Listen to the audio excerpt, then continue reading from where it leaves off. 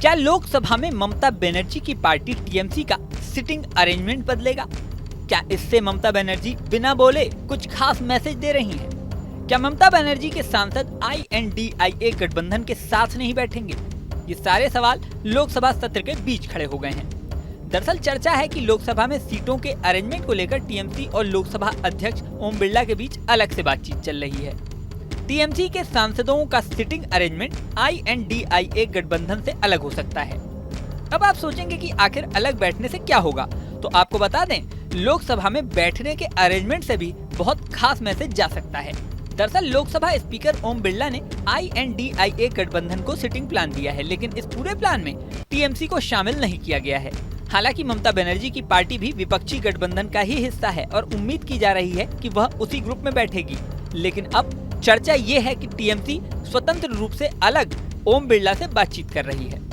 दरअसल संसद के जानकार और राजनीतिक सूत्रों का कहना है कि लोकसभा में बैठने का अरेंजमेंट गठबंधन के हिसाब से होता है, न कि पार्टी के हिसाब से।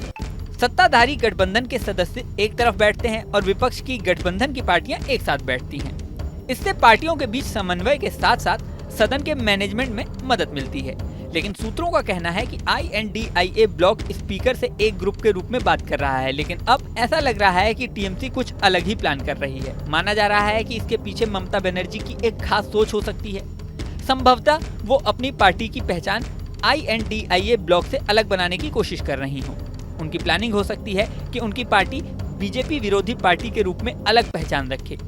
ये स्पीकर चुनाव के दौरान और पार्टी प्रमुख ममता बनर्जी के बयानों में भी साफ दिखाई दिया था। यहाँ आपको ये भी बता दें कि लोकसभा चुनाव में भी बंगाल में कांग्रेस के साथ टीएमसी के समीकरण ठीक से नहीं सध पाए थे। इसके बाद टीएमसी ने पिछले सत्र में आपातकाल पर प्रस्ताव के खिलाफ कांग्रेस के विरोध का समर्थन नहीं किया था। हालांकि कुछ अन्य क्षेत्रीय दलों ने भी कांग्रेस का साथ नहीं दिया था। टीएमसी के हिसाब से देखें तो मजेदार बात यह है कि 1970 के दशक में टीएमसी आलाकमान खुद कांग्रेस का हिस्सा थी। टीएमसी ने शनिवार को नीति आयोग की बैठक में ये कहते हुए हिस्सा लिया कि बैठक के बहिष्कार पर INDIA गुट के साथ कोई समन्वय नहीं है। हालांकि 18वीं लोकसभा पहले ही अपने दूसरे सत्र में प्रवेश कर चुकी है, लेकिन सीट आवंटन अभी तक तय नहीं हो सका है। दिग्गजों का कहना है कि इस मुद्दे को सुलझाने में समय लगता है, क्योंकि अलग अलग पार्टियों की स्पीकर से अलग अलग मांगे होती हैं और अड़चन काफी हद तक आगे की पंक्तियों की सीटों को लेकर होती है। सूत्रों का कहना है कि विपक्ष वर्तमान में अधिक से अधिक सहयोगियों को अपने साथ करने के लिए आगे की लाइन में अधिक सीटों के लिए स्पीकर पर दबाव बना रहा है।